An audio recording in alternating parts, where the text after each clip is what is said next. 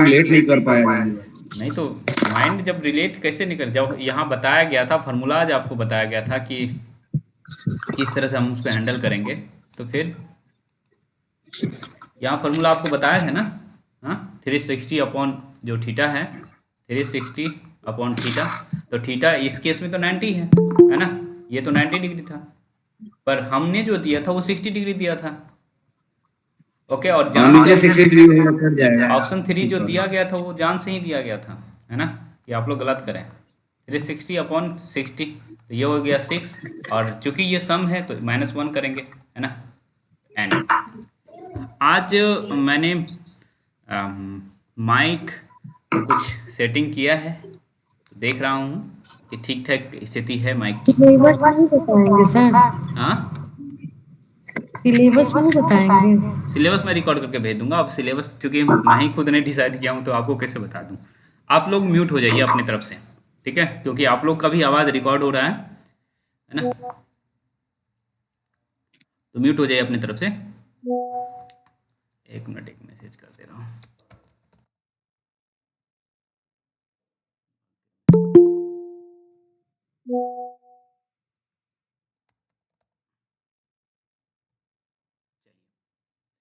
ठीक है,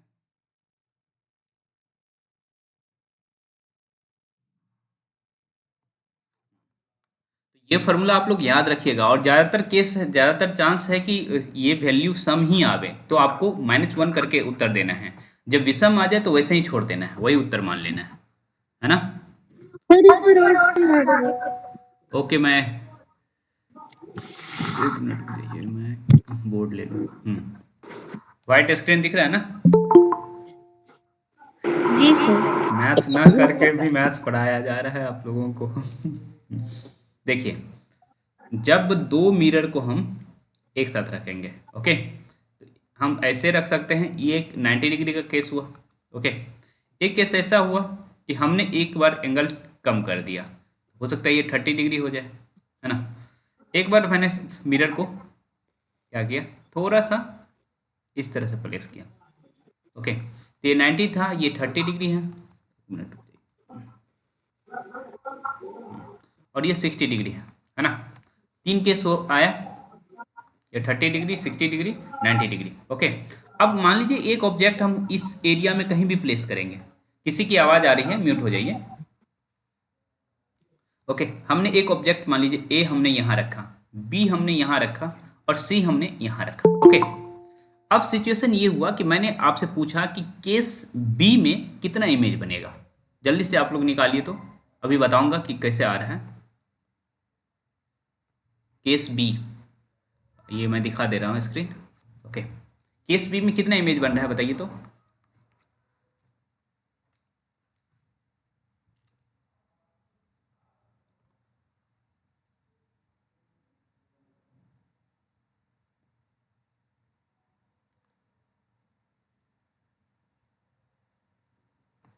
किसी का उत्तर आया?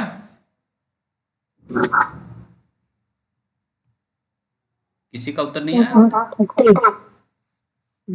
ये 11 होगा सर। 11 हो रहा है, ठीक है। तो इतना समय क्यों लगा? देखो, देखिए, भैया इस तरह की स्थिति है कि हमें जो फार्मूला पता है ना, उसका फार्मूला आप उसको ध्यान दीजिए पहले, उस फार्मूला को। वो फार्मूला है 360 डिग्री अपॉन थीटा, और थीटा यही 90 डिग्री, 30 डिग्री, 60 डिग्री है। तो हमने बी केस का पूछा था, तो यहाँ थीटा 30 डिग्री है, ओके। तो 360 बट्टा 30, ओके, ये आ गया आपका 12। रिजल्ट क्या आया? 12 आया। अब ये इवेंट हैगा, इवेंट हैगा तो -1 सर कर ये देंगे। समझ नहीं है, मतलब क्या इवन रहेगा तो उसे 12 का इवन नंबर है तो उसको -1 करेंगे तो अलग हुआ। हाँ, तो वही उत्तर होगा, है ना। अच्छा, हाँ, जैसे आप 60 वाला मैंने पूछा और था, ऑड नंबर भी आता है क्या? ऑड रहेगा तो ये आपका रह जाएगा, वैसे ही रह जाएगा। मान लीजिए ऑड, हमें देखिए, एक मान लीजिए हम एक एंगल ऑड सोच रहे हैं, ओके, और मैं सोच रहा हूँ कि रिजल्ट आ जाए 5, ओके। तो हमें पता नहीं है एंगल कितना होगा। ओके, तो इसको 5 से डिवाइड कर लीजिए तो एंगल पता चला जाएगा। 5 7 35, 5 2 10, 72 डिग्री यदि हम यहाँ डालते हैं। ओके, यदि हम यहाँ 72 डिग्री लिखते हैं, ओके, 360 अपॉन कट, ये एंगल मान लीजिए कि हमने इस बार क्या किया, 72 डिग्री डाल दिया, ये आपका 72 डिग्री हो गया। ओके, 72 डिग्री हो गया। तो उस केस में क्या होगा, 360 अपॉन 72 और इसका वैल्यू आपका 5 आएगा, है ना। तो 5 जब आएगा, ऑड आ गया ना, तो ऐसा के वैसा ही रह जाएगा। ओके, तो दो केस में पॉसिबल है कि सेम इमेज बन जाए, नंबर ऑफ इमेज सेम रह जाए, क्योंकि यहाँ जैसे आपका 5 आ रहा है 30 मतलब 72 डिग्री रखने से, और आप 5 जैसे हमने 60 डिग्री आपको कहा था। ओके, जैसे 360 अपॉन 60 आया था तो 6 आ गया था और ये इवेन हो गया, तो हमें एक माइनस करना पड़ेगा 5। तो इमेज मतलब एंगल 72 रहे या फिर 60 रहे, दोनों में आप देख पा रहे हैं कि 5 इमेज ही बन रहा है। तो ये भी एक सिचुएशन क्रिएट हो रहा है। एंगल चेंज करने से हमेशा नंबर ऑफ इमेज चेंज होगा ऐसा नहीं है। आप देख पा रहे हैं कि सेम इमेज बन जा रहा है, लेकिन आपको बनाना पड़ेगा इसी तरह से 360 upon theta, 360 degree upon theta. हाँ, इवेन आया तो -1, ऑड आया तो वही, है ना। क्लियर हो गया सभी का? सभी का क्लियर हुआ कि नहीं? ओके, ठीक है। 52 डिग्री पे हमने बनाया तो कितना आंसर हो जाएगा? ये रखा मैंने 52 डिग्री, जल्दी से बताइए आंसर। ये दोनों समतल दर्पण है।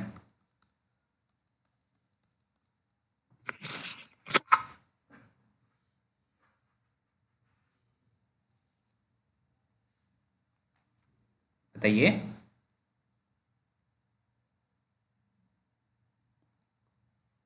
अच्छा, हमने कुछ गलत तो नहीं कर दिया?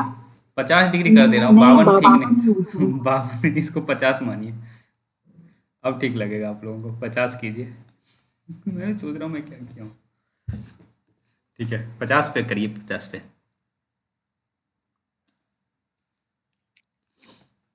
हो गया सभी का? 50 पे भी तो नहीं कर, नहीं 50 पे कट रहा नहीं, है ना पूरा। 50 पे नहीं हो रहा क्या? नहीं कट 360 रहा है। अपॉन 50, नहीं 5 7 35।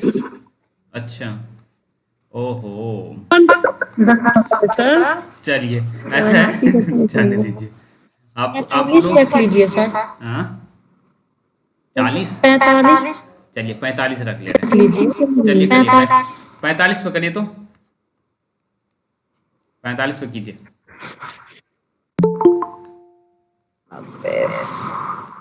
ओके, 45 पे तो सबको पता बताया ही गया है कल,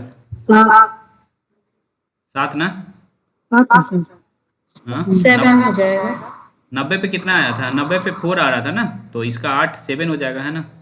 तो सभी का 7 आ रहा है ना। 360 अपॉन 45, ये 8 आ रहा है, तो ये इवेन हो गया, तो -1 कर देंगे तो 7 उत्तर आ जाएगा। ओके, चलिए बहुत देर हम मैथ्स पढ़ा दिए। अब थोड़ा सा आगे बढ़ते हैं हम। चलिए, तो विक्षेपण आपको पता था ना। अरे म्यूट हो जाइए सभी, उसके बाद खांसी करिए। अरुंधति,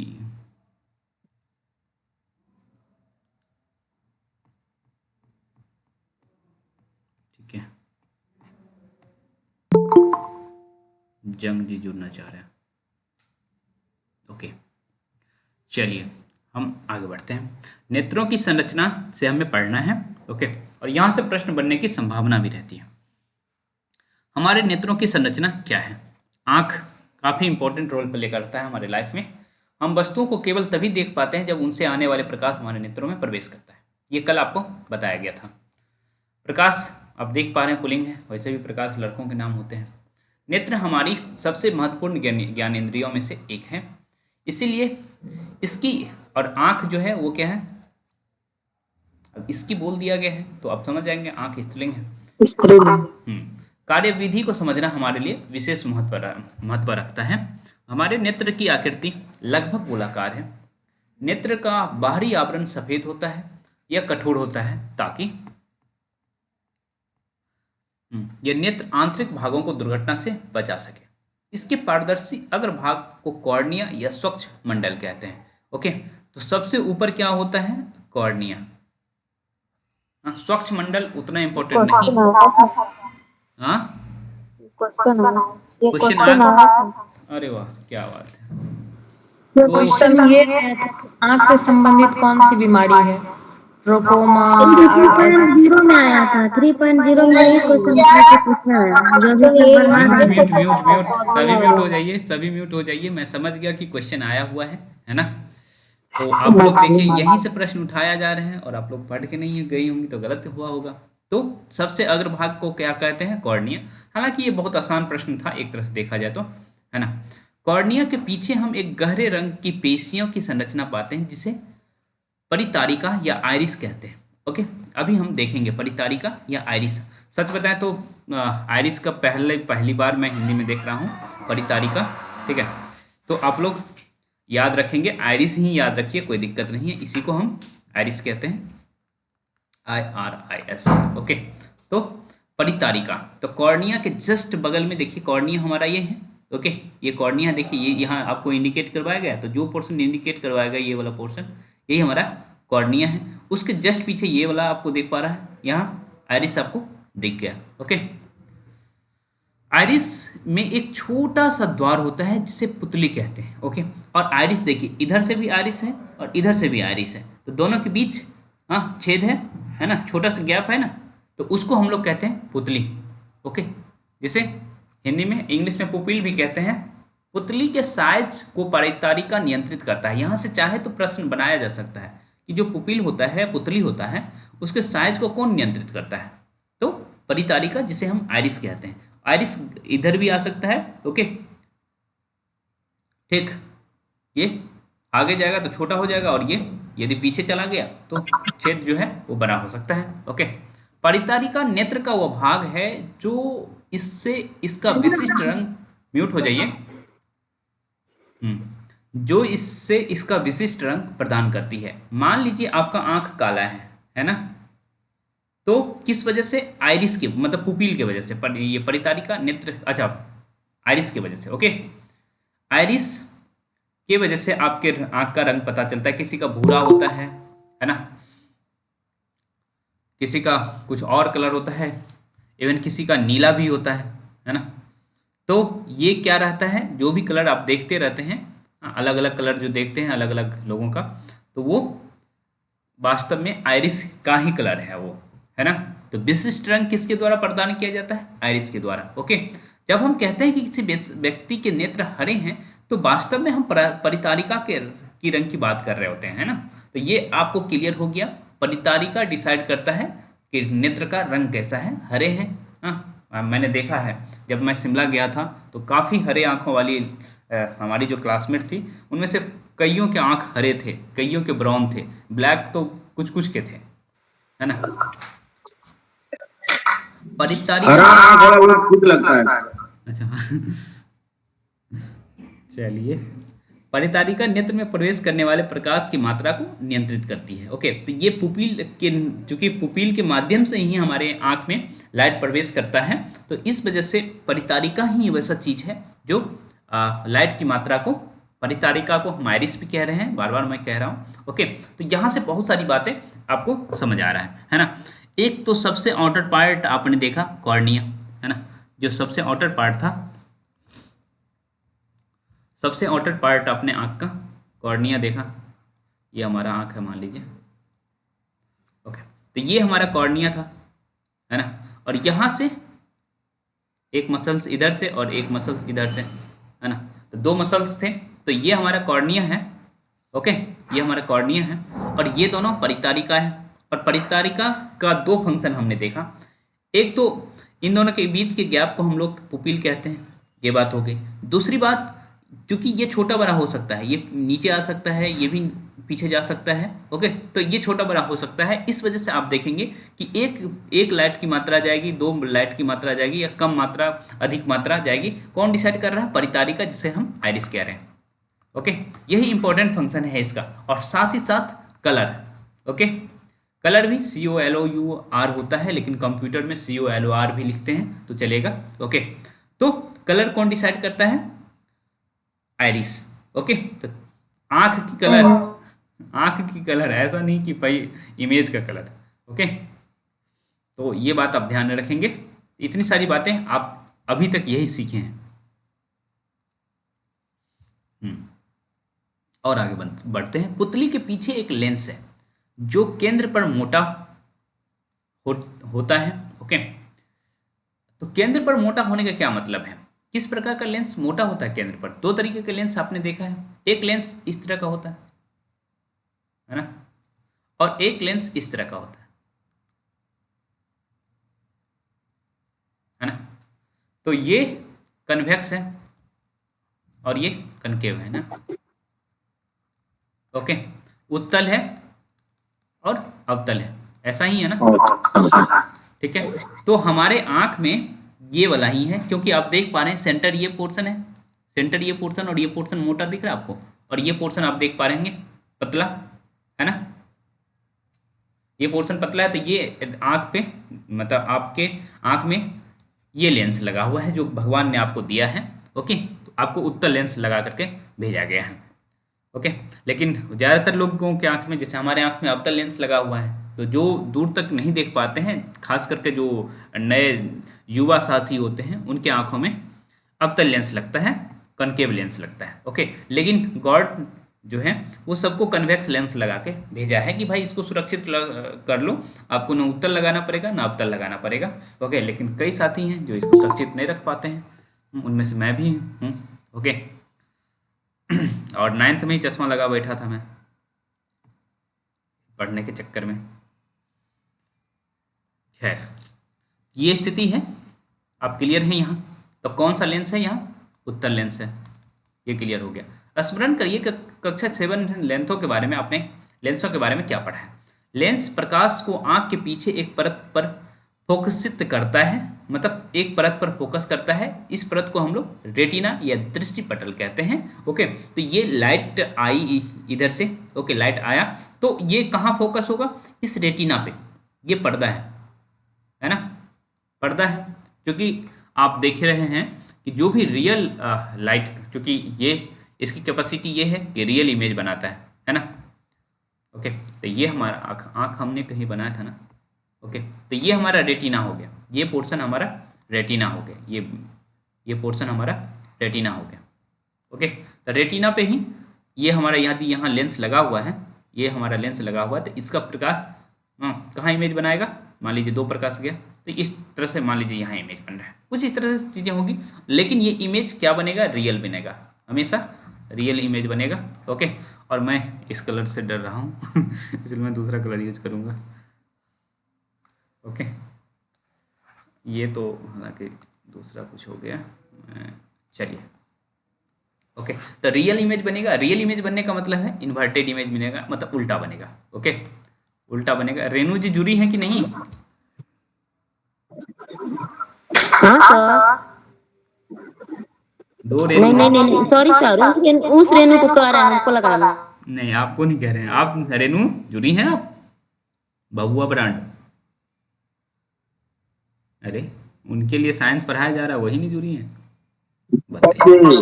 है सर, बोलिए, प्रेजेंट सर, बोलिए आप लोग। चलिए, हम समझे कि दो कहने का मतलब है रेटिना इमेज बनाता है, रियल रेटिना इमेज मैं बता रहा हूँ, म्यूट हो जाए, सभी बनता म्यूट हो है। जाए, सभी म्यूट हो जाइए, सभी म्यूट होइए। देखिए, इमेज जो भी बनेगा ना रेटिना पे, है ना, ये इमेज हमेशा रियल इमेज बनेगा, वास्तविक इमेज बनेगा। और वास्तविक इमेज को ही पर्दा पे, ये रेटिना को आप लोग पर्दा समझिए, है ना, ये रेटिना जो हमारा है वो पर्दा है। तो वास्तविक इमेज को ही हमेशा हम पर्दा पे उतार सकते हैं, काल्पनिक इमेज को नहीं उतार सकते हैं, क्योंकि पर्दा हमारे को भगवान ने दे करके भेजा है, तो उसका कुछ यूज होगा ना, तो वो यूज होगा वास्तविक इमेज बनाने के लिए। और जब भी वास्तविक इमेज बनेगा तो हमारे उल्टा इमेज बनेगा, है ना।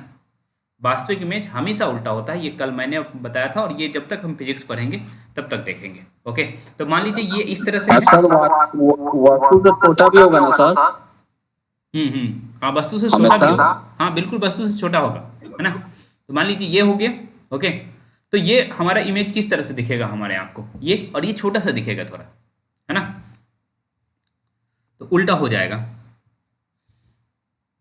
चलिए हम आगे बढ़ते हैं। तो इतना क्लियर हो गया कि रेटिना क्या है, लेंस क्या है, और लेंस कौन सा लेंस है ये भी आप क्लियर हो गया। रेटिना अनेक तंत्रिका कोशिकाओं का बना होता है। तो रेटिना अनेक तंत्रिका कोशिका का यहाँ मतलब नर्वस सेल्स है, मतलब ये जो भी हमारा तंत्रिका कोशिका है ना, ये आप देख पा रहे हैं। ओके, तो ये कनेक्टेड रहता है हमारे माइंड से। ओके, ये कनेक्टेड रहता है हमारे माइंड से। तो एक तरह से इनपुट हमको ये दिया। ओके, ये हमको इनपुट आया है, आँख रेटिना तक हमने इनपुट दिया है आँख को, और प्रोसेस कौन करेगा, माइंड।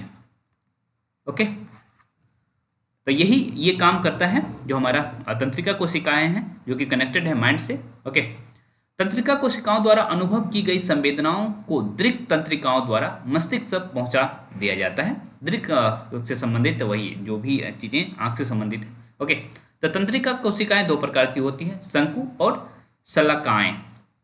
शलाकाएं, ओके, कोन सेल और रॉड सेल। ओके, इंग्लिश में जो हमारे साथी हैं, रॉड और कोन, ये दोनों हम देखेंगे, और यहाँ से प्रश्न बनाना चाहे तो कोई भी प्रश्न बना सकता है। कोन सेल का काम क्या है, रॉड सेल का काम क्या है। और आप लोग को लग रहा होगा कि हाँ क्लास 8वीं में ये सब भी पढ़ना होता है क्या, ऐसा तो नहीं है। कितने लोगों को लग रहा है कि ये क्लास 8वीं में ये सब भी पढ़ना होता है क्या? ये सब 10 में पढ़ना था पहला। नहीं, पहले भी 8 में पढ़ना था और अभी भी 8 में पढ़ना है, 10 में तो पढ़ना ही है ना।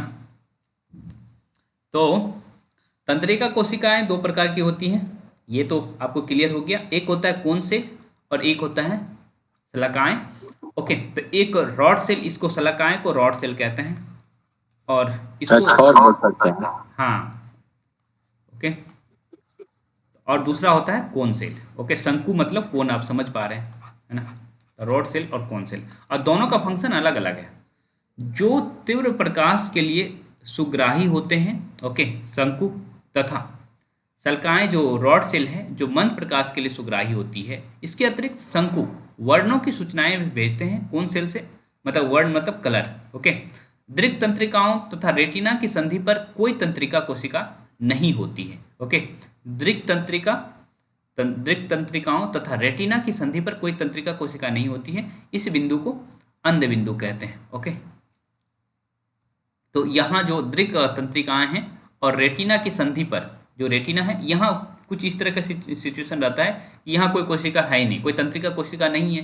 हाँ, तो जब कोई तंत्रिका कोशिका नहीं है तो उसको हम अंध बिंदु, ब्लाइंड स्पॉट कहते हैं। इसके अतिरिक्त इसके अस्तित्व को निम्न प्रकार से प्रदर्शित किया जा सकता है। अच्छा, आँख को आपको दिखलाने की कोशिश की गई है क्या, नहीं, तो यहाँ पहले समझ लेते हैं इस बात को, रॉड सेल और कोन सेल को। हाँ, पहले समझ लेते हैं। जब बहुत तेज प्रकाश में आप गए तो कौन सेल एक्टिव हो जाएगा, कोन सेल। ओके, और मंद प्रकाश, हाँ, शंकु सेल। ओके, और जो है मंद प्रकाश में है, ओके, लाइट कम है, अंधेरा में है, तो रॉड सेल होगा एक्टिव। ओके, इससे एक चीज क्लियर होगा, अंधेरा में आप कौन सा कलर देख पा रहे होंगे? अंधेरा में ब्लैक ही नजर। हाँ, तो ब्लैक, हाँ, ब्लैक फॉर्म में देखना है। हाँ, ब्लैक वाइट कह सकते हैं। ओके, तो ब्लैक एंड वाइट देखना है तो आप इसमें आएंगे। ओके, मतलब मंद प्रकाश में कुछ इस तरह की स्थिति होगी। लेकिन आपको रंगीन चीजें देखनी है, ओके, तो आप कोन सेल में आएंगे। ओके, दोनों बात क्लियर है। जब आपको रंगों को देखना रहेगा, सभी रंगों को, तो आपको शंकु सेल यूज करना पड़ेगा आपकी आंखों को। लेकिन जब रॉड सेल आपका आंख यूज कर रहा होगा तो उल्लू के आंख में क्या पॉसिबल है कि कौन सेल ज्यादा होगा उल्लू के आंख में?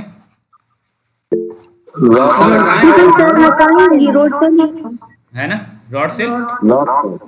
ओके, किसने आज फोन किया था कि वो याद नहीं रख पा रही है टर्म्स, मैं नाम भुला गया। अच्छा, रागिनी थी शायद, तो रागिनी जुड़ी है क्या? तो आप लोगों के साथ ऐसी स्थिति तो नहीं है कि आप लोग और ये मतलब टर्म ही नहीं याद रख पा रहे हैं साइंस का? एक आध क्वेश्चन का हो जाता है सर, ऐसा नहीं है, लेकिन सर लगभग देखिए सर, हिस्ट्री में भी सबको यही प्रॉब्लम थी, बट बार बार के रिवीजन से क्या हो गया कि बहुतों को बहुत चीज लर्न हो गया, तो ये स्टार्टिंग प्रोसेस है, बार बार के रिवीजन से बहुत कुछ हासिल होगा। ठीक है, ठीक है, ओके।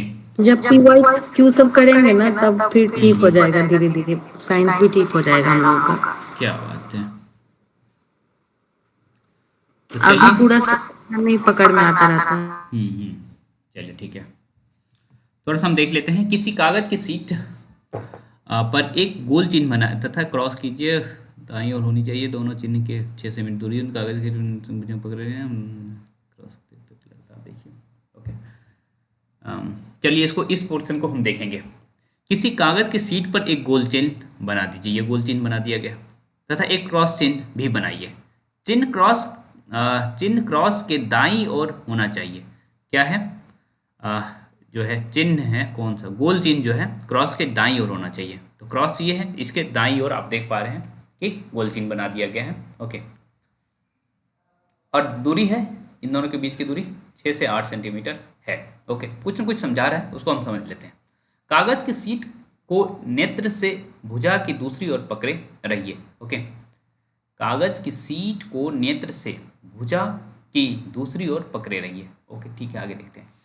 अपने बाएं नेत्र को बंद कीजिए, हाँ इसे रख लिए। अब एक आंख को बंद कर लेना, बाएं नेत्र को, इस आंख को बंद कर लिए, ओके। क्रॉस को कुछ देर लगातार देखिए, इस पोर्शन को लगातार देखने के लिए कहा जा रहा है। अपने नेत्र को क्रॉस पर स्थिर रखते हुए सीट को धीरे धीरे अपनी ओर लाइए, कुछ इधर की तरफ लाने के लिए कहा जा रहा है। आप क्या देखते हैं, क्या गोल चिन्ह सीट के किसी दूसरी दूरी तक आने पर अदृश्य हो जाता है, ओके। अब अपना दायां नेत्र बंद कीजिए। अब गोल चिन्ह पर देखते हुए उपरोक्त क्रियाकलाप को दोहराइए। क्या इस बार क्रॉस अदृश्य हो गया? क्रॉस तथा गोल चिन्ह अदृश्य होना यह दर्शाता है कि रेटिना पर कोई ऐसा बिंदु है जो प्रकाश गिरने पर इसकी सूचना मस्तिष्क तक नहीं पहुंचता है, ओके। तो ये आप घरे मतलब करके देखिएगा कि मतलब 2 बना लेना है और इसको यहाँ लाइए, हाँ, तो पता चलेगा कि आप इवन जो है गोल चिन्ह से, जो हमारा ये गोलाकार चिन्ह है, उससे आपकी आंखों पर प्रकाश तो आ रहा है, लेकिन आपका आंख बता रहा है, इमेज मतलब माइंड को नहीं बता रहा है कि इमेज बन भी रहा है। तो कुछ ऐसा है जगह जहाँ इमेज नहीं बन रहा होता है रेटिना पे, है ना, तो उसी को अंध बिंदु बतलाने के लिए ऐसा कहा गया है, बताया गया है। ये इंपॉर्टेंट है और इसका यूज जादूगर लोग करते हैं। रेटिना पर बने प्रतिबिंब का प्रभाव वस्तु हटाने लेने के तुरंत ही समाप्त नहीं होता है, लगभग 1/16 सेकंड तक बना रहता है। क्या ये भी प्रश्न आया है क्या? ऐसा मुझे ऐसा मतलब हो सकता है कि टीआरई में ना आया हो, लेकिन मैं देख रहा हूँ। नहीं आया, ठीक है, ये आया नहीं है, आता होगा। ओके, इस बार आएगा जरूर सर। चलिए इस बार आ जाएगा। तो यह लगभग 1/16 सेकंड तक बना रहता है। इसीलिए यदि नेत्र पर प्रति 16 सेकंड तथा इससे अधिक दर पर किसी गतिशील वस्तु के स्थिर प्रतिबिंब बने तो नेत्र को वह वस्तु चलचित्र की भांति चलती हुई अनुभव होगी, ओके। तो कितना, 1/16 सेकंड तक, ये बहुत कम समय होता है। 1 सेकंड अपने आप में कम समय होता है, उसको भी 16 पार्ट में डिवाइड करेंगे, उतने देर तक आपके सामने में वो वस्तु फील होते रहेगा। इसीलिए आप देखते हैं रेलगाड़ी जब आपके सामने से गुजर रही होती है तो आपको लगेगा कि ये तो पूरा जुड़ गया है, ऐसा कुछ होता है। या फिर आप पंखा जब चल रही होती है तो क्या होता है, ऐसा लगा कि ये पूरा बन गया गोला, ऐसा कुछ होता है, क्योंकि उसका रोटेशन स्पीड इससे जो है 1/16 सेकेंड जो है हमारा, उससे कम समय में ही वो फिर से दूसरे जो है, मान लीजिए यहाँ से कोई पंखा चलना शुरू किया है, मतलब जो है डायना यहाँ है, ओके, रोटेट होके 1/16 सेकंड से कम समय में ही यहाँ आ गया, है ना। क्लियर हुआ कि यदि ये देख लीजिए 1/16 है, 16 सेकंड नहीं है, ये भी याद रखिएगा, ओके। तो यदि नेत्र पर प्रति 16 सेकंड या इससे अधिक दर पर किसी गतिशील वस्तु के स्थिर प्रतिबिंब बने तो नेत्र वह वस्तु चलचित्र की भांति चलती फिरती अनुभव करती है, ओके। 1 मिनट, इसको मैं मिटाता हूँ और ये क्या लिख दिया है उसको थोड़ा सा समझने की कोशिश करते हैं, ओके। तो ये जो आप देख पा रहे थे, मान लीजिए कि एक ऑब्जेक्ट आपके सामने रखा गया, ओके, उसके बाद दूसरा ऑब्जेक्ट रखा गया, और यदि मतलब दूसरा लाएं तो ये ऐसा आपको फील होगा जैसे आप लोग पहले मूवी जो चलाया जाता था, पहले मूवी जो आपको चलाया जाता था, कुछ यही टेक्निक यूज किया जाता था कि 1/16 सेकंड से पहले, 1/16 सेकंड से पहले ही वो बहुत सारे फोटोज होते थे। कभी आप लोग देखे हैं इसका प्रैक्टिकल फॉर्म में, है ना? बहुत सारे फोटोज होते थे, उन सारे फोटो को एक साथ रख दिया जाता है और रोटेशन ऑन कर दिया जाता है, तो जितना फोटो रहता है ना वो 1/16 सेकंड से पहले ही आपके आंखों के सामने आ जाता है। तो आपको क्या लगता है कि मूवी चल रही है। तो यही चीज़ यहाँ यूज किया जा रहा है ना? चलिए यहाँ देखिए क्या हो रहा है ना? ये है एक चिड़िया है और एक, कहाँ से आवाज आ रही है? म्यूट कर दीजिए ना। वही तो मैं देखना चाह रहा हूँ। मंजू, ठीक है। तो यहाँ देखिए ये 3D में नहीं है इमेज, ये 3D में इमेज नहीं है ना? बिल्कुल 3D में इमेज नहीं है, लेकिन ये देखिए कि एक केक टाइप का शेप बना लिया है और एक कबूतर टाइप का बना लिया है, और इसको यदि 1/16 सेकंड से पहले के स्पीड से रोटेट कर दिया जाए तो आपको फील होगा कि ये इसी में है ना? ये जो आपको दिखाया जा रहा है, इस तरह की चीज़ें यूज होती हैं। हम जो चलचित्र देखते हैं वो वास्तव में कुछ कुछ विभिन्न प्रकार के चित्रों का उपयुक्त क्रम में पर्दे पर प्रेक्षण है।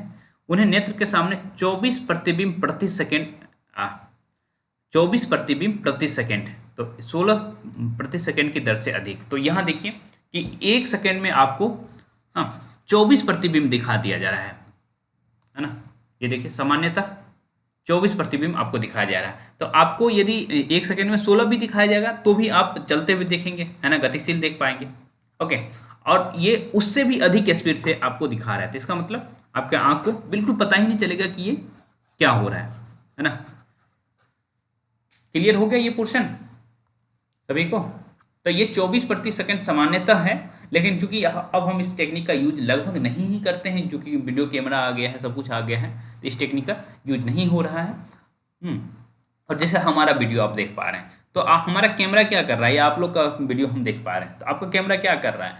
1 सेकंड में वो कम से कम 16 इमेज तो खींच ही रहा है, तो ही वो आप चलते फिरते दिख पा रहे हैं, है ना? वरना आप कैमरा जो इमेज फोल्डर में चले जाते हैं, वीडियो फोल्डर में इसीलिए आ रहे हैं कि आपका जो इमेज मतलब कैमरा है वो 1 सेकंड में कम से कम 16 इमेज आपका ले रहा है ना? ये क्लियर हो गया? सभी को क्लियर है ना? ये दिक्कत है? जी सर क्लियर है। किसी को ये तो नहीं डाउट है कि 1/16 बोल रहे थे, अब ये 16 क्यों कर रहा है? ऐसा तो नहीं है? देखिए 1/16 सेकेंड तक आपका इमेज, मतलब मान लीजिए कि हमारे सामने, आपके सामने से हमने ये गुजारा, है ना? ये गुजारा और हटा लिए, ओके? तो आपके आंखों को दिख रहा होगा कब तक? 1/16 सेकेंड तक, ओके? तो 1/16 सेकेंड का मतलब क्या हुआ? यदि एक वस्तु को आप 1/16 सेकंड देख रहे हैं, तो इस तरह से 1 सेकंड में आप कितना वस्तु देखेंगे? 16 वस्तु देखेंगे कि नहीं? दूसरे वस्तु को भी 1/16 सेकंड देख सकते हैं, तीसरे को, तो 1 सेकंड में आप 16 वस्तु देख सकते हैं। और आपको आपका आंख जो है, हम पहले वाले ऑब्जेक्ट का 16 सेकंड तक इमेज बना के रखा, 1/16 सेकंड तक, उससे पहले ही एक इमेज डाल दिया गया, उससे पहले, उसके बाद फिर उससे पहले, जैसे ही दूसरा डिस्पेयर होता उसके तुरंत बाद डाल दिया गया।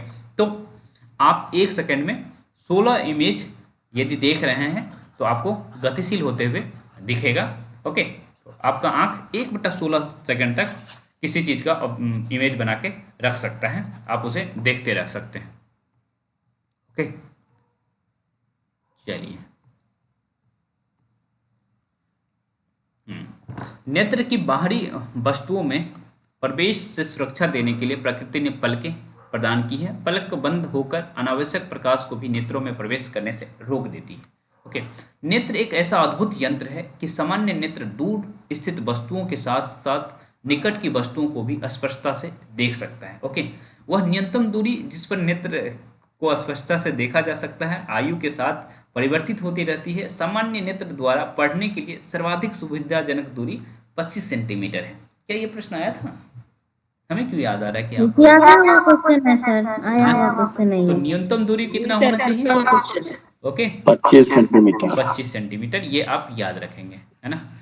तो इस पे तो सर सवाल करके आया है, आपको भेजेंगे ऐसे करके ठीक है, कुछ। तो वही हम बात है मैम कि 25 आप जो है आप स्पष्ट रूप से देखना चाह रहे हैं। ओके, तो जैसे ही 25 सेंटीमीटर से नज़दीक लाएंगे ना तो आप अच्छे से नहीं देख पाएंगे और किसी ऑब्जेक्ट को। तो आप 25 सेंटीमीटर के दूरी पे रखिए किसी ऑब्जेक्ट को। इसीलिए जनरली ये रहता है कि आप किसी कुर्सी पर बैठते हैं और किताब पढ़ रहे होते हैं तो उनके बीच की दूरी कम से कम 25 सेंटीमीटर रखना चाहिए आपको। तो न्यूनतम दूरी जो आई साइट है ना वो कितना होना चाहिए, 25 सेंटीमीटर। यहाँ लिखा हुआ है ना, न्यूनतम दूरी जिस पर नेत्र वस्तुओं को स्पष्टता से देख सकता है, हाँ वही हमारा क्या है, 25 सेंटीमीटर। क्लियर हुआ? ओके, उससे नजदीक लाएंगे तो आप देख पाएंगे लेकिन स्पष्ट रूप से नहीं देख पाएंगे, है ना, यही बात है। कुछ मनुष्य पास रखी वस्तुओं को स्पष्ट रूप से देख सकते हैं परंतु दूर की वस्तुओं को स्पष्ट रूप से नहीं देख सकते हैं। इसके विपरीत कुछ मनुष्य ऐसे होते हैं निकट वस्तुओं को स्पष्ट से नहीं देख पाते हैं परंतु दूर वस्तुओं को स्पष्ट से देख सकते हैं। जैसे हम चश्मा लगाए हुए हैं, यदि हम इसे हटा लें तो स्क्रीन पे जो चीज़ें लिखी हुई है ना मुझे थोड़ा थोड़ा पता चल रहा है कि क्या है। तो मैं नज़दीक की वस्तु को, जैसे यहाँ है, हम माउस में देख पा रहे हैं कि यहाँ पेट्रॉनिक्स लिखा हुआ है ना, या कुछ और चीज़ें मैं देख पा रहा हूँ कि यहाँ कुछ है, लिंक लिखा हुआ है, लेकिन मैं ये नहीं देख पा रहा हूँ कि स्क्रीन पे हमारे सामने जो है तो ये 25 सेंटीमीटर से दूर है। ओके, जैसे मैं ये लगाया हूँ दूर की वस्तु को हम आराम से देख पा रहे हैं। ओके, तो पहला केस हमारे साथ है, कुछ लोगों के साथ दूसरा केस भी होगा। ओके, सोनी जी जुड़ना चाह रही हैं। सोनी जी बेगूसराय। तब सर आपको निकट दृष्टि दोष है। अच्छा, हाँ निकट दृष्टि दोष है। हमें हिंदी में नहीं याद रहता है तो हम इंग्लिश में याद रखते हैं, मायोपिया। मुझे मायोपिया है, माय से। वो पूछा था क्वेश्चन है सर, इसमें हिंदी नहीं पूछा था, माइकिया ही करके पूछा था। ओके, तो मुझे माय से याद रखता हूँ। ओके, कि मुझे मायोपिया है। जिसको दूर की वस्तु में आया था, दूर की वस्तु और निकट। हाँ, तो इसमें मायोपिया में क्या होता है, अभी मैंने आपको इसका डेफिनेशन बता दीजिए। वो अब मतलब निकट की वस्तु और दूर की दृष्टि वाला जो चश्मा जो होता है उसका। देखिए, मैंने अभी जो कहा मेरे साथ क्या सिचुएशन है, मैं नज़दीक की वस्तुओं को देख पा रहा हूँ ना, है ना, इन वस्तुओं को मैं देख पा रहा हूँ। और दूर की वस्तु जैसे हमारे सामने मोबाइल पे यदि कुछ लिखा हुआ और मैं चश्मा हटा लूँ, है ना, तो मैं नहीं देख पाऊंगा। या फिर सामने हमारे सामने बोर्ड लगा हुआ है, सब कुछ है, तो मैं उसको नहीं देख पा रहा हूँ, सच बताएं तो नहीं देख पा रहे। ओके, तो दूर की वस्तुओं को हम नहीं देख पा रहे हैं। तो एक चीज़ आप याद रखिए, मायोपिया में क्या होता है कि दूर की वस्तुओं को आप सही से नहीं देख पाते हैं। मायोपिया में दूर की वस्तुओं को आप नहीं देख पाते हैं और सामान्यतः युवाओं में यही बीमारी होती है, मायोपिया। ओके, इसीलिए सभी को निकट दृष्टि दोष नहीं होता है। हाँ, हिंदी में इसको निकट दृष्टि दोष कहते हैं। ओके, जी। तो इसको जो है टीचर लोग बहुत अच्छे से समझाते थे बचपन में।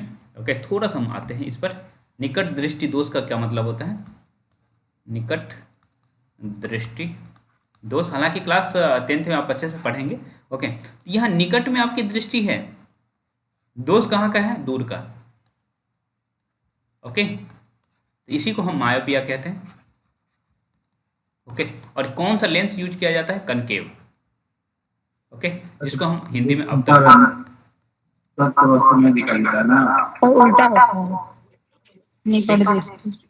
क्लियर है। तो इतना आप याद रखिए, बाकी चीजें और यदि आता है तो हम बात करेंगे। म्यूट हो जाए सभी। कुछ मनुष्य पास रखी वस्तुओं को स्पष्ट रूप से देख सकते हैं, ये तो हमने बता दिया। ओके, तो दूसरी स्थिति ये है। ओके, कुछ मनुष्य निकट रखी वस्तुओं को स्पष्ट नहीं देख सकते हैं और दूर रखी वस्तुओं को, तो दूर दृष्टि दोष को इंग्लिश में क्या कहते हैं, यहाँ पर मैं मायोपिया क्या कहते हैं जी। ठीक है। तो दूर दृष्टि दोष सेकेंड वाले केस में, एक आप याद रख लीजिए मायोपिया और कनकेव लेंस। ओके, तो उसके उल्टा इसमें होगा, है ना, कि आप दूर की वस्तुओं को देख पा रहे हैं तो दूर दृष्टि दोष हो गया, है ना आपको, ठीक। और आप यूज करेंगे कन्वेक्स लेंस। ओके, तो एक चीज आप याद रखिए, दूसरा अपने आप हो जाएगा। रंजीता जी कुछ इमेज भेजी हैं। मायोपिया वह बीमारी है जिसमें व्यक्ति देख नहीं पाता है, तो दूर की वस्तुओं को नहीं देख पाता है ना, तो ए आंसर हो जाएगा।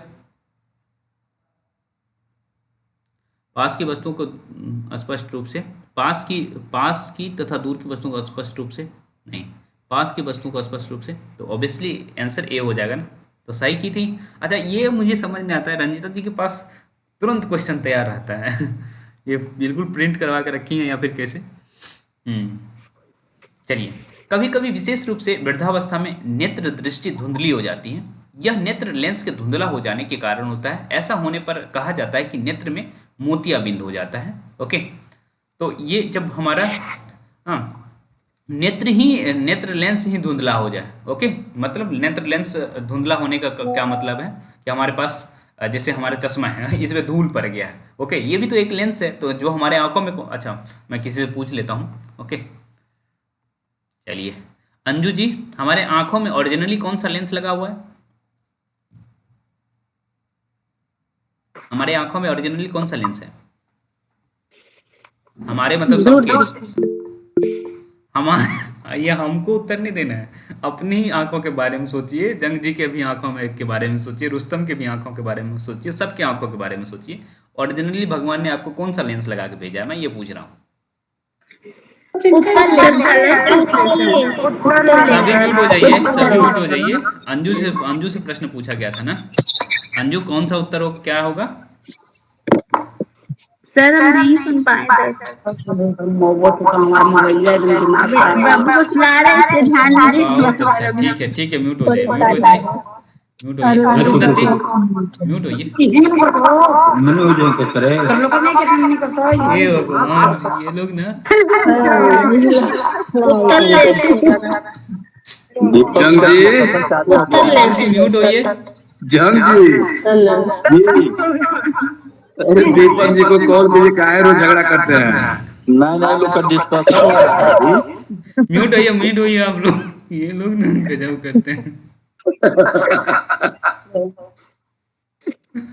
म्यूट होइए। रेणु जी का म्यूट भी नहीं हो पा रहा इधर से। दीपक जी कभी कभी ना गलत आंसर दे देते हैं, उधर से सबमिट कर दीजिए, इनका मोबाइल हैंग कर रहा है, अपने से हो जा रहा है। इधर से हो ही नहीं रहा है। इनका मोबाइल हैंग कर रहा है। ऐसा करिए, लेफ्ट हो जाइए, लेफ्ट हो जाइए। दीपक जी सर के चश्मा का लेंस जान गए और सर पूछ रहे थे नेत्र का लेंस। चलिए सभी म्यूट हो जाइए, सभी म्यूट हो जाइए। चलिए रितु बताइए, आपकी आंखों में कौन सा लेंस है? मतलब नॉर्मली इंसानों की आंखों में भगवान ने कौन सा लेंस बना के भेजा है? रितु बताइए। उत्तर लेंस, अवतल लेंस, दो ही ऑप्शन है। उत्तर लेंस ना, ठीक है। और मान लीजिए किसी को मायोपिया है ना, किसी को मायोपिया है, तो कौन सा लेंस उसको लगाया जाएगा कि जिससे वो ठीक हो जाए?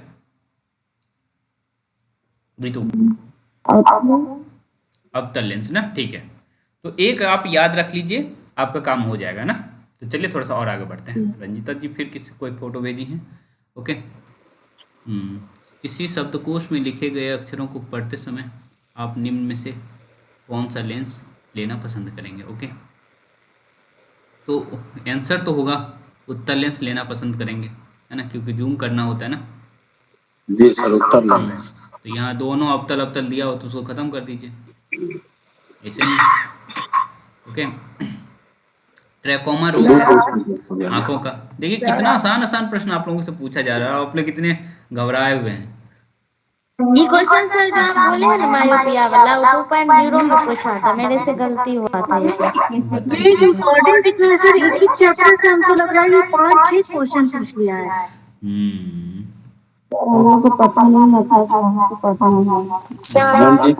लेकिन ये बात ख्याल किससे संबंधित है? वो नेत्र से ही है। ठीक है, क्यों म्यूट हो जाइए। Okay hello sir. हाँ जी बोलिए। बोले सर कि मायोपिया अगर है तो अवतल लेंस का प्रयोग होगा, लेकिन अगर दूर दृष्टि दोष है उसमें क्या होगा सर? उत्तर लेंस। ठीक है ठीक, म्यूट हो जाइए। तो मोतियाबिंद यदि है किसी को तो क्या होता है, उसमें लेंस धुंधला हो जाता है ना। ऐसा होने पर कहा जाता है कि नेत्र में मोतियाबिंद विकसित हो गया है। इसके कारण दृष्टि कमजोर हो जाती है, जो कभी कभी अत्यधिक गंभीर बीमारी का रूप ले लेता है। इस दृष्टि की चिकित्सा संभव है। अपारदर्शी लेंस को हटाकर नया कृत्रिम लेंस लगा दिया जाता है। ओके, आधुनिक प्रौद्योगिकी ने इस प्रक्रिया को और सरल और सुरक्षित बना दिया गया है। जो नेपाल साइड के होंगे, मतलब जो नेपाल बॉर्डर पे होंगे, सभी लोग लाहन जानते होंगे, उधर जाते हैं आँख ठीक करवाने सारे लोग, है ना। और अधिकतर मोतियाबिंद उधर ही ठीक करवा के आते हैं, है ना। आप जनकपुर में ही करा लेते हैं सब। अरे वाह, क्या बात है। तो चलिए, ओके, नेत्रों के देखभाल हाँ खत्म है। इसको पूरा कंप्लीट कर लेते हैं, कुछ समय और लगेगा, है ना, क्योंकि एक चैप्टर 2 दिन से अधिक नहीं जाना चाहिए। ओके, किसी को कोई आपत्ति तो नहीं है, क्योंकि मैं चाह रहा हूँ कि खत्म हो जाए। ठीक है, नहीं सर, ठीक, म्यूट हो जाइए। यह आवश्यक है कि आप अपने नेत्रों की उचित देखभाल करें। यदि कोई समस्या है तो आपको किसी नेत्र विशेषज्ञ के पास जाना चाहिए। नेत्रों की नियमित जांच कराइए। ओके, ठीक है, ये सब तो करते रहना चाहिए। यदि परामर्श दिया गया उचित चश्मे का उपयोग कीजिए। नेत्रों के लिए बहुत कम या बहुत अधिक प्रकाश हानिकारक है। अपर्याप्त प्रकाश को नेत्र खिंचाव, हाँ यहाँ देखिए इम्पोर्टेंट बन सकता है। अपर्याप्त प्रकाश में जब आप पढ़ रहे होते हैं या कुछ कर रहे होते हैं तो नेत्र खिंचाव की स्थिति में आता है। ओके, सूर्य या किसी शक्तिशाली लैंप को अत्यधिक तीव्र अथवा लेजर टॉर्च का उपयोग करने से रेटिना को क्षति भी पहुंचा सकता है। हालांकि अभी यहाँ इसमें बताया नहीं गया है, तो इसको हम क्लास 10th में देखेंगे, यहाँ से प्रश्न बनेगा नहीं। ओके, क्या आप जानते हैं? तो देख लेते हैं क्या बात है। जंतुओं के नेत्र विभिन्न आकृतियों के होते हैं। ओके, केकड़े के नेत्र बहुत छोटे होते हैं, परंतु इनके द्वारा केकड़ा चारों ओर देख सकता है। इसलिए यदि शत्रु पीछे से भी उसकी ओर आता है तो भी उसे पता लग जाता है। तितली के बड़े नेत्र होते हैं जो सहस्त्रों छोटे नेत्रों से मिलकर बने प्रतीत होते हैं। चित्र 13.1 में देख सकते हैं तितली के नेत्र। ओके, ये तितली के नेत्र हैं, बहुत बड़े बड़े होते हैं, बचपन में हम लोग खूब पकड़े हैं, है ना। यह केवल सामने अथवा पार्श्व में ही नहीं बल्कि पीछे की ओर भी देख सकती है। इसीलिए आप लोग देखते होंगे तितली पकड़ने जाते हैं और ये उड़ जाती है। ओके, उल्लू रात में भली भांति देख सकता है परंतु दिन में नहीं। इसके विपरीत दिन के प्रकाश में सक्रिय पक्षी जैसे गरुड़ लेकिन रात में ठीक से नहीं देख पाता। उल्लू के नेत्र में बड़ा कॉर्निया और बड़ी पुतली होती है ताकि नेत्र में अधिक प्रकाश प्रवेश कर सके। ओके, यहाँ से प्रश्न बन सकता है उल्लू के नेत्र की विशेषता क्या है। कॉर्निया भी बहुत बड़ा होगा, और देखिए कॉर्निया उसका बहुत बड़ा होता ही है, साथ ही पुतली भी बहुत बड़ी होती है। ओके, पुतली मतलब पुतली, अच्छा चलिए पूछ लेता हूँ मीनू जी। जी सर। पुतली को आप डिफाइन करिए कि पुतली कहाँ है, क्या है। ओके, क्योंकि मैं चाह रहा हूँ कि अब ये प्रश्न पूछने का सिलसिला जारी रहे, इसीलिए मैं आप लोगों से इनपुट लेते रहूँगा। ओके, मुझे कोर्स कंप्लीट कर लेना है, लेकिन हाँ बताइए। आइरिस के बगल में। आइरिस के बगल में, ये तो ठीक है, क्या ये सही डिफिनीशन है? आइरिस के बगल में आप सही कह रही हैं, गलत नहीं कह रही हैं, तो क्या मतलब और थोड़ा सा बताइए।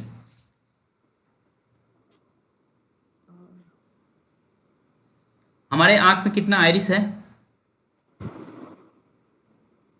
हमारे यहाँ दो आइरिस है। तो दो आइरिस के बीच का जो गैप है उसको हम पुतली कहते हैं। उसका काम क्या है मीनू? उसका काम है प्रकाश को नियंत्रित करना। ठीक है, तो प्रकाश को नियंत्रित करना काम है। लेकिन तो फिर मीनू ये क्यों, ये क्या चल रहा है? आप तो कंसंट्रेट होकर पढ़ती है ना, क्या हो गया? भूल गए। चलिए कोई बात नहीं, है ना। सभी लोग आँख का फोटो दिमाग में रखेंगे, है ना। ये है आँख का फोटो और इसको दिमाग में रख लेना है ना। तो गलत करके मत आ जाइएगा आप लोग, जब आइरिस और पुतली दोनों एक है सर? नहीं, आइरिस अलग चीज है। आइरिस पुतली क्रिएट करता है। आइरिस के बीच जो गैप है ना, ये दोनों गैप, ये पुतली है। ये वाला सेक्शन जो है आप देख पा रहे हैं, ये पुतली है। जो छेद है वो पुतली है ना।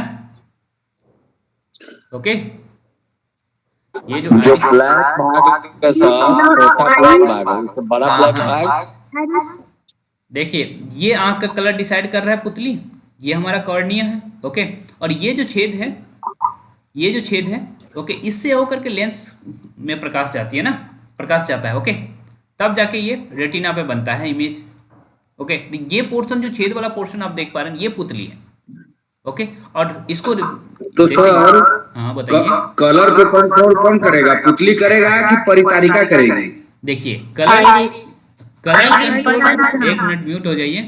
आंख के कलर को बताना परितारिका मतलब आइरिस का काम है। ओके, ठीक, और इसका ही काम है कितना लाइट अंदर जाएगा, एक जाएगा या एक से अधिक जाएगा या कितना जाएगा, यही डिसाइड करता है पुतली, है ना।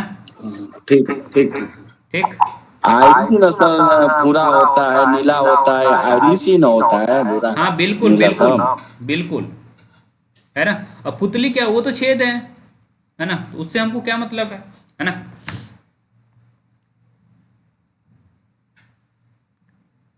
चलिए थोड़ा सा और आगे बढ़ते हैं।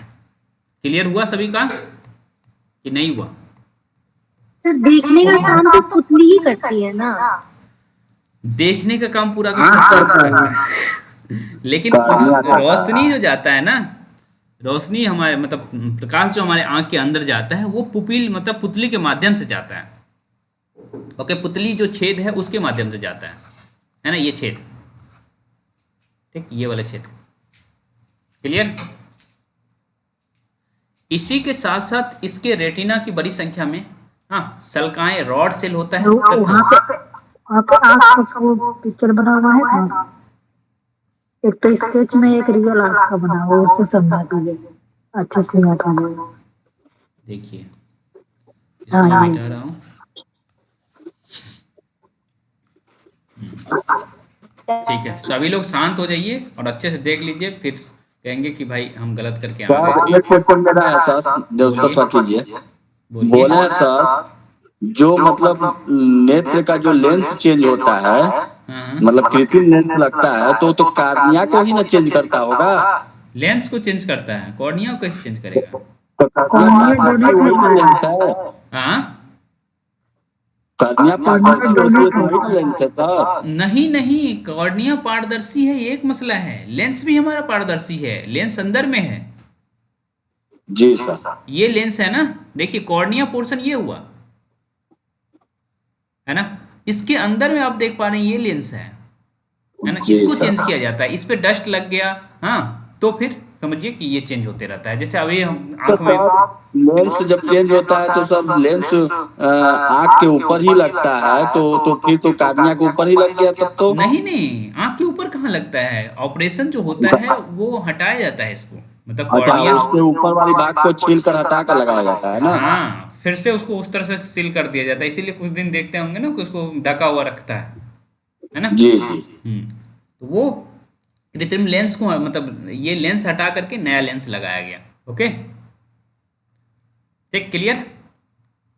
अब देखिए जिनको दिक्कत है वो अच्छे से देख लीजिए। सबसे ऊपर वाले पोर्शन को हम कॉर्निया कहते हैं, जो कि पारदर्शी होता है। ओके, ये बहुत हार्ड होता है।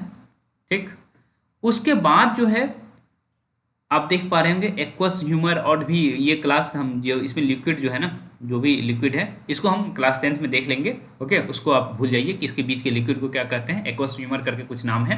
ओके, पर इसको हम जाने देते हैं। लेकिन यहाँ देखिए ये जो आपका ये आप देख रहे हैं ना मसल्स, ओके, ये मसल्स आप देख पा रहे हैं, ये हमारा क्या है, परितारिका आइरिस। ओके, आइरिस आप देख ली, और आइरिस, दो आइरिस के बीच जो गैप है ना, ये जो छेद है, ये जो आप छेद देख पा रहे हैं, इसको हम कहते हैं पुपिल। पुपिल मतलब पुतली।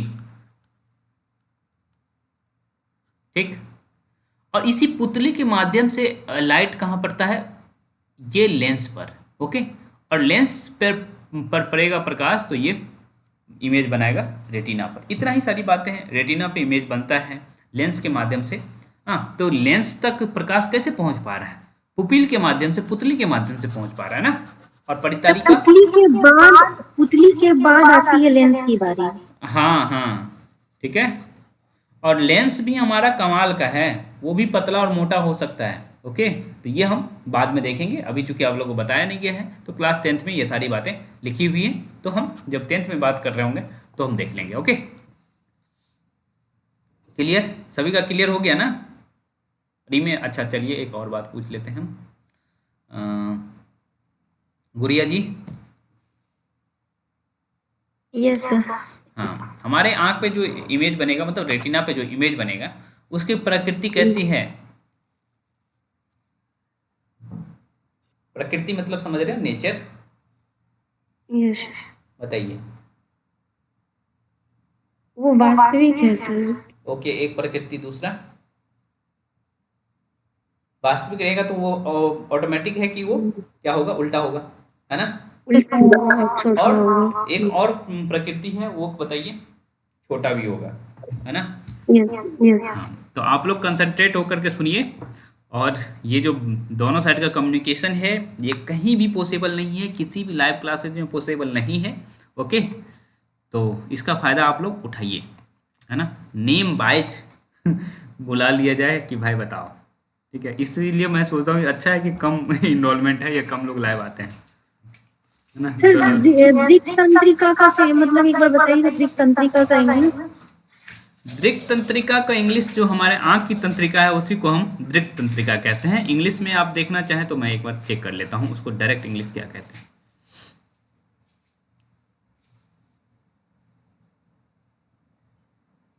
Optic nerve. Optic nerve. अच्छा, तो वही हमारा जो आँख से संबंधित तंत्रिका है उसी को हम ऑप्टिक नर्व कहते हैं। और दोनों एक दूसरे से, जब हमारा जो नर्वस सिस्टम के जो सेल्स हैं, ओके, और दृक् तंत्रिका के जो मतलब आँख से निकलता हुआ सेल, यहाँ जो आप देख पा रहे हैं, एक तरह से ये समझिए कि यहाँ पूरा आँख से जितना है सभी यहाँ आ रहा है, ओके, और यहाँ से हमारा प्रकाश तंत्रिका शुरू हो रहा है, ओके, मतलब जो तंत्रिका से संबंधित चीज़ें हैं, तंत्रिका तंत्र से संबंधित नर्व्स यहाँ जुड़ रहे हैं। तो जो दोनों एक साथ जब जुड़ रहे होते हैं तो वो वहाँ कोई बिंदु नहीं रहता, मतलब वहाँ इमेज बनता ही नहीं बनता, उसी को अंध बिंदु कहते हैं। ओके, तो हमारा जो ऑप्टिक नर्व्स हैं और जो न्यूरॉन्स हैं, एक तरह से ये समझिए, न्यूरॉन्स है, जब दोनों एक दूसरे से मिलते हैं वहाँ इमेज नहीं बनता है, इसीलिए उसको अंध बिंदु कहते हैं। ठीक है, और कोई प्रॉब्लम है? चलिए आगे बढ़ते हैं। रेटिना सर, रेटिना के पास से जितना ये गोल है सब दृक् तंत्रिका है। हाँ हाँ, अच्छा, इसकी संधि पर कोई तंत्रिका कोशिका नहीं है। मतलब तंत्रिका कोशिका क्या मतलब है? जब संधि, जब ये दोनों मिल रहे हैं ना, दृक् तंत्रिका और तंत्रिका कोशिका, है ना, वहाँ कुछ है ही नहीं। हाँ, जहाँ जोर होता है वहाँ समझिए कुछ नहीं है। ओके, आई ब्रेन से कनेक्टेड होता है ना, ऐसे समझिए। क्या? तो आँख जो ब्रेन से हाँ, कनेक्टेड आँख से होता जहाँ है, ब्रेन कनेक्ट होता है तो वहाँ को इमेज नहीं बनता है, बस इतना बात आप ध्यान रखिएगा, है ना? ऑप्टिक नर्व और न्यूरॉन्स जहाँ कनेक्ट होते हैं वहाँ इमेज नहीं बनता है। चलिए, आप लोग कितने लोग हैं जिनके पास ये किताब है? यदि नहीं है तो प्रिंटेड फॉर्म में रखिए, या फिर यदि ऐसा आपको लगता है कि रिवीजन करने की ज़रूरत है तो ऐप का यूज करिए। ऐप में सब कुछ डाल दिया गया है अच्छे से। ओके, खजाना में यदि नहीं मिल रहा है आपको तो ऐप पर चैप्टर वाइज डाला गया है और वहाँ सिक्योर है आपका सब कुछ, है ना? ऐप का यूज करिए। मैं देखते रहता हूँ कि बहुत सारे लोग लाइव रहते हैं ऐप पर, देखते रहता है कि कौन कौन देख रहा है ना? यदि आपके पास किताब नहीं है प्रिंटेड फॉर्म में तो मैं कहूँगा कि ऐप का सहारा लीजिए, है ना? सर आपका तो साइंस है, ये हिस्ट्री है ना, साइंस भी है। साइंस भी है, साइंस भी है है ना? तो ये देखिए, मैं उल्लू के बारे में बात कर रहा था। ओके, और उल्लू के आंखों की विशेषता देख लीजिए। आंखों की विशेषता इस तरह से है, उनके पास कॉर्निया बहुत बड़ा है, पुतली भी बहुत बड़ा है। क्योंकि आप देखिए, लाइट, कम लाइट में ऑपरेट कर रहा था उल्लू, ओके, तो उसको चाहिए कि भाई मतलब पुतली बहुत बड़ा बड़ा दे दिया जाए कि थोड़ा सा भी लाइट आएगा तो वो ऑब्जर्व करेगा, उसके आंखों के माध्यम से जा सकता है, इसीलिए पुतली बड़ा दिया गया है उसका। ओके, ताकि नेत्र में अधिक प्रकाश प्रवेश कर सके। देख लीजिए, यहाँ लिख भी दिया है। इसी के साथ साथ इसके रेटिना में बड़ी संख्या में शलाकाएँ होती हैं। शलाकाएँ मतलब रॉड सेल्स, ओके, और मैंने ये बताया था पहले ही, आपको बता दिया था। तथा केवल कुछ ही शंकु सेल्स होते हैं। इसके विपरीत दिन में पक्षियों के नेत्र में शंकु सेल अधिक होते हैं, रॉड सेल कम होता है। ओके, तो ये चीज़ आपको समझ आ गया ना कि हम लोग की आंखों में कौन सा सेल अधिक होगा? शंकु। ओके, शंकु। है ना। कौन फेल होगा? ठीक है, क्योंकि प्रकाश को कवर करेगा वही ना, हाँ, सुग्राही रंगीन होगा वस्तु को आपको प्रकाश देखना का। है ना। इस वजह से शंकु सेल, और भगवान ने आपको दिन में देखने के लिए बनाया है, उल्लू की तरह तो बनाया नहीं है। हालांकि हम लोग 1 बजे रात तक देखते हैं, वो अलग बात है। ऐसा ना हो कि हम लोग की आंखों में धीरे धीरे रॉड सेल डेवलप होने लगे। इसमें से क्वेश्चन बनेगा सर, बन सकता है ना। पक्षी वाले में से जरूर बनेगा। ठीक है, तो सर हम लोग लाइट में रहते हैं ना, उल्लू तो अंधेरा में रहता है। तो हम लोग रात में जगते हैं लेकिन उल्लू नहीं है ना, लाइट जला लेते हैं। ओके, चलिए थोड़ा सा और पढ़ लेते हैं, थोड़ा सा ही है तो इसको कंप्लीट ही कर लिया जाए, है ना। देखते हैं, हो जाना चाहिए। ओके, क्योंकि सीखते हुए पढ़ना है तो भाई समय तो लगेगा, और मैं चाहता हूँ कि ऐसा हो। सूर्य तथा किसी शक्तिशाली प्रकाश स्रोत को कभी भी सीधा मत देखिए। अपने नेत्रों को कभी भी मत रगड़िए। यदि आपके पास नेत्रों में कोई धूल कण गिर जाता है तो नेत्रों को स्वच्छ जल से धोइए। यदि सुधार न हो तो डॉक्टर के पास जाइए। वैसे मुझे लगता है कि मुझे एक बार जाना पड़ेगा डॉक्टर के पास। कुछ ऐसा है कि आँख में फंसा हुआ है, इसको निकलवाना है, तो जाऊँगा। पठन सामग्री को सदैव दृष्टि की सामान्य दूरी का क्या मतलब है, इसका क्या मतलब है ना। अपनी पुस्तक को नेत्रों से बहुत समीप लाकर अथवा नेत्रों से बहुत दूर जाकर मत पढ़िए। कक्षा 6 में आपने संतुलित आहार के बारे में पढ़ा है। ओके, तो भोजन में विटामिन ए का अभाव नेत्रों के लिए अनेक रोग का उत्तरदायी होता है। इसलिए इनसे सामान्य रोग जो है रतौंधी, तो विटामिन ए की कमी से कौन सा रोग, रतौंधी। ठीक है, इसलिए अपने आहार में विटामिन ए युक्त अवयवों को सम्मिलित कीजिए। कच्ची गाजर, फूलगोभी, हरी सब्जी जैसे पालक तथा कॉड लिवर तेल में ओके विटामिन ए प्रचुर मात्रा में पाई जाती है। अंडे, दूध, पनीर, मक्खन एवं फल जैसे आम, पपीता में विटामिन ए भरपूर मात्रा में पाई जाती है। ओके, तो उठाइए इसमें से जो आपको अच्छा लगता है। फूलगोभी तो बहुत घटिया चीज़ है। ओके, हालांकि मार्केट में बहुत घटिया आ रहा है, तो इसका भुजिया तो काफ़ी अच्छा बनता है लेकिन ये है कि अभी बहुत घटिया है। अच्छा, फूल गोभी है, वो मैं पत्ता गोभी समझ रहा था। खैर, तो सारा पत्ता गोभी सर मोमोज में भरा जा रहा है। ओके, तो ये सब फूल गोभी खाइए, हरी सब्जी, पालक, ये सब खाते रहिए आप लोग। विटामिन ए मिलते रहेगा, और विटामिन ए मिलेगा तो फिर रतौंधी नहीं होगा। ओके, और रतौंधी हम लोग गाली के रूप में भी यूज करते हैं। रतौंधी हो गया क्या है ना। चलिए, चाक्षुक विकृत वाले व्यक्ति पढ़ लिख सकते हैं। ओके, तो ये जो आंखों से देख नहीं पाते हैं उनके लिए है। तो यही ब्रेल लिपि के बारे में हम लोग पढ़ेंगे और इसी के बाद खत्म हो जाएगा। कुछ व्यक्ति जिनमें बच्चे भी सम्मिलित हैं चाक्षुषी दृष्टि संबंधी अक्षमता से पीड़ित हैं। उनकी वस्तुओं को देखने के लिए सीमित दृष्टि होती है। कुछ व्यक्ति जन्म से ही बिल्कुल नहीं देख पाते हैं। ये सब सारी चीज़ें लिखी हुई हैं। ओके, तो इसमें हम देख पा रहे हैं कि बहुत विशेष नहीं है, फिर भी देख लेते हैं। ओके, चाक्षुक विकृत वाले व्यक्तियों के लिए अप्रकाशिक साधन और प्रकाशिक साधन क्या क्या है उसको हम देखते हैं। ओके, अप्रकाशिक साधन में चाक्षुक साधन, स्पर्श साधन, श्रवण साधन, इस तरह की चीज़ें हैं। इलेक्ट्रॉनिक साधन, मतलब यही बतलाने की कोशिश की जा रही है कि हम किस तरह से जो देख नहीं पाते हैं तो उनको हम छुआ देते हैं। जैसे जब मैं इससे एक हमें किस्सा याद आ रही है, मैं थोड़ा सा सुना देता हूँ। ओके, ये स्पर्श साधन हो गया या फिर श्रवण साधन हो गया। तो मैं जब बीए सेकेंड या थर्ड ईयर का स्टूडेंट था। ओके, और एमए में हमारे एक सीनियर आए, ओके, जो कि अंधे थे। तो यही होता है ना कि अपने जूनियर को लिखवाने के लिए आ सकते हो। तो ऐसी स्थिति बनी कि वो हमें बोले कि चलो हमारा हेल्प कर दो। तो मैंने चला गया उनके यहाँ। तो चूँकि बीए और एमए में कितना ही फ़र्क होता है, तो बीए का सिलेबस यदि आप अच्छे से पढ़ रहे हो तो क्या हुआ कि एक सब्जेक्ट में वो टॉप कर गए। मतलब जो इन सारे एग्ज़ाम तो मैंने ही दिया, एक सब्जेक्ट में टॉप कर गया। अब पता चला कि सब खोज रहे हैं कि ये टॉप कैसे कर सकता है। तो फिर हमें खोजा गया कि ऐसा भी मत कराओ कि किसी को टॉप ही करवा दो एग्ज़ाम में। तो उनके साथ जब जाते थे ना, तो पैसों को बहुत अच्छा आराम से पहचान लेते थे। छूते थे, उनको पता लग जाता था कि ये 10 का नोट है कि हाँ, तो एक बार क्या किया, एक अंडे वाले ने 100 रुपया दिए वो, और कुछ लौटाना था तो कुछ गलत दे दिए। अंडे वाले को खूब डांटे कि कैसे कर सकते हो, और मैं भी देख रहा था कि वो गलत कर रहा है ना। तो वो लोग स्पर्श कर लेते हैं श्रवण साधन, या तो मतलब अब हमारी आवाज़ वो कैसे पहचान लेते थे, या किसी की आवाज़ कैसे पहचान लेता है, तो श्रवण साधन हुआ। ऐसे इलेक्ट्रॉनिक साधन बहुत सारे हैं आप इसमें देख पा रहे हैं, कैसेट टेप रिकॉर्डर श्रवण साधन के अंतर्गत आ रहा है। ओके।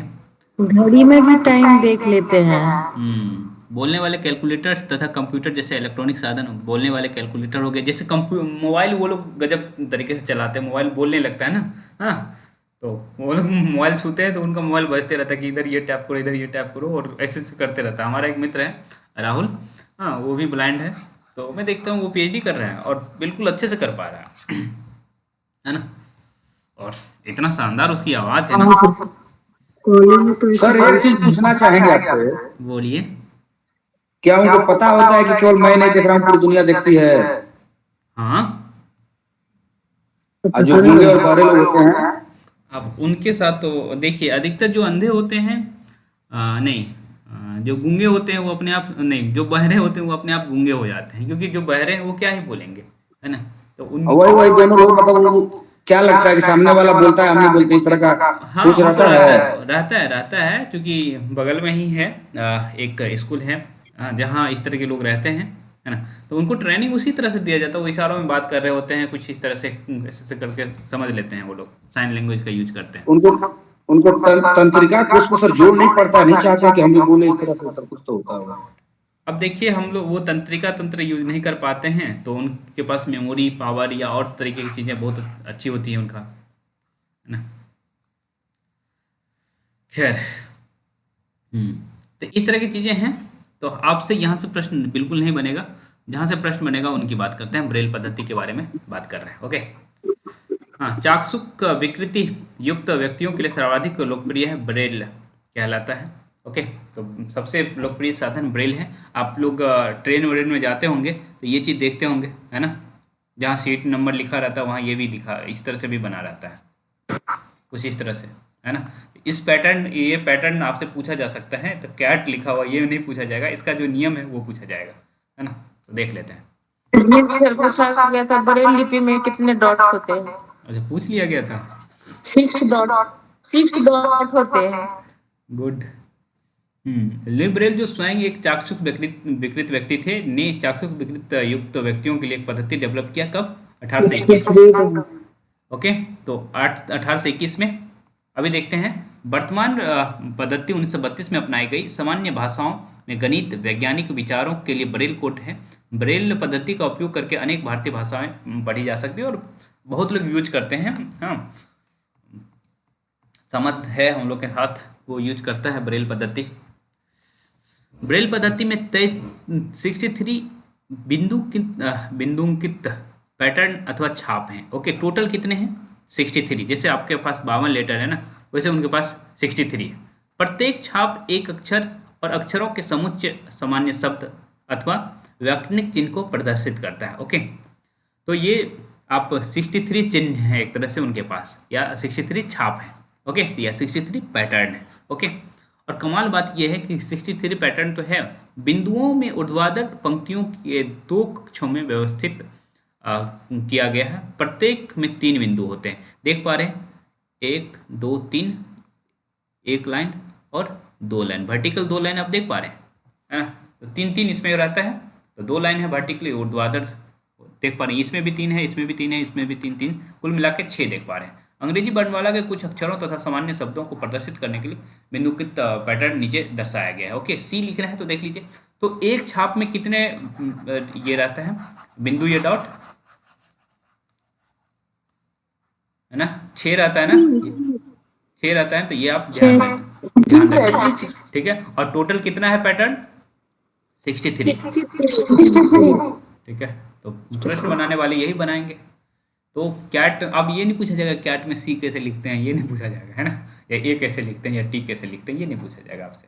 लेकिन उन लोगों को याद रहता है ये सब, कि कॉमा एंड ब्रेल पद्धति में प्रयोग करने के लिए निम्नलिखित पैटर्न का उदाहरण है। इस पैटर्न को जब ब्रेल शीट पर उभारा जाता है तब ये चाक्षुष विकृत व्यक्तियों को छूकर पहचानने के लिए सहायता कर, समझ गए।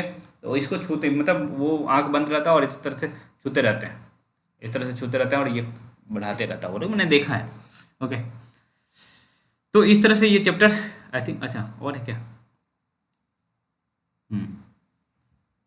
ओके चाक्षुष विकृति। अच्छा, हम जो अभी यूज कर रहे हैं वो जो है 1922 में डेवलप हुआ है, लेकिन सबसे पहले किसने डेवलप किया है 1821 ईस्वी में।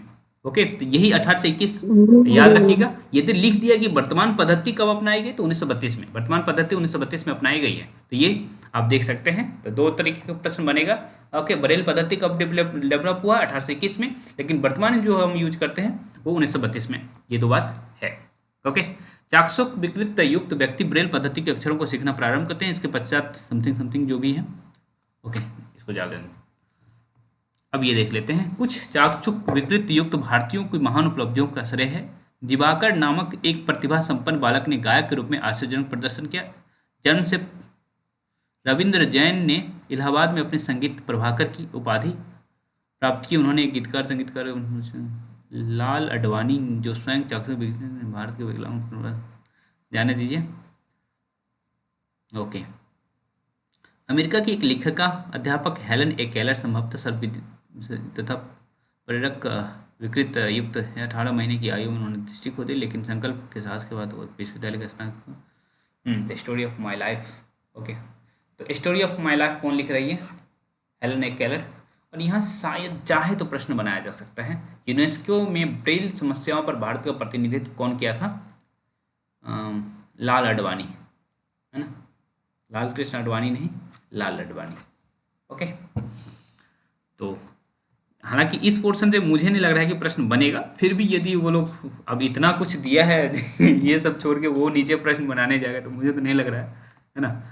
तो आप लोग मेन कंसेप्ट को ध्यान रखिएगा। ओके, तो इस तरह से हम प्रकाश का बेसिक पढ़ लिए और आप लोग देख लिए कि एक ही चैप्टर से कितना प्रश्न बन रहा है। एक ही चैप्टर था ना।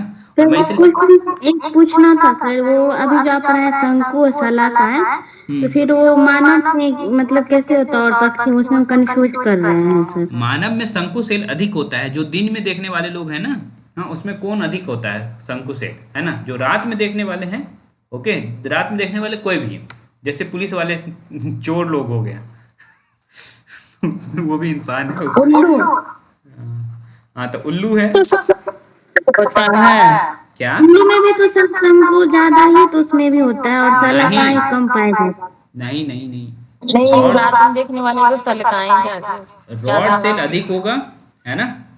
ओके, और जिन्हें रंगीन चीजें देखनी है उनमें कौन सेल अधिक होगा? यहाँ लिखा हुआ है। ये क्यों आप लोग कंफ्यूज हो रही हैं? ये देखिए, आराम से लिखा हुआ है, अच्छे से लिखा हुआ है। प्रकाश को सब ज्यादा नियंत्रण करता है शंकु, इसीलिए शंकु ज्यादा रहता है जेंट्स में। जिसका रेटिना बड़ा होगा उसका शलाकाएं ज्यादा। नहीं, ये बातें रात में ना प्रकाश उतना नहीं ना उल्लू को मिलता है, इसलिए शंकु कम रहता है। ठीक है, तो ये सारी बात आप लोग याद रखिएगा। ऐसा ना कि एग्जाम में गए और कंफ्यूज होके आ गए कि आप रॉड सेल को शंकु सेल, हाँ, किस में अधिक होगा, है ना। तो उल्लू में रॉड सेल अधिक होता है ना। नहीं याद रखेंगे तो फिर रॉड से मारा जाएगा उल्लू बना के।